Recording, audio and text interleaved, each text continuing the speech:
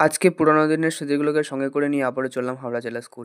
হাওড়া জেলা school অ্যানুমনি association দ্বারা আয়োজিত একটি অনুষ্ঠান, যেটা হচ্ছিল ১৭৯তম বর্ষ উদযাপন, বা তোমরা বলতে পারো স্কুলের জন্মদিন উপলক্ষে। সবুজ মাঠের সোনালি ছায়ায় আর একটা দিন কাটুক না হচ্ছ ভুলে। আয় আয় বন্ধুরা ফিরে আয়, বড়টা মাঠের সোনালি ছায়ায়। আবারও পুরনো বন্ধু-বান্ধব, পুরনো ক্লাসরুম, আবারও সেই স্মৃতিচারণ করবার জন্য আমিও চলে গেছিলাম হাওড়া জেলা স্কুলে। এটা সাধারণত প্রাক্তন এবং বর্তমান স্টুডেন্টদেরকে নিয়েই কিন্তু এই অনুষ্ঠানটা করা হচ্ছে।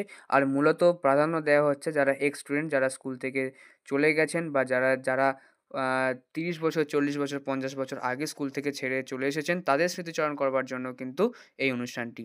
তো যাই হোক, তারপর আমাকে এতটা দূর আসতে হবে। সেজন্য আবারও বন্ধুদেরকে বিদায়।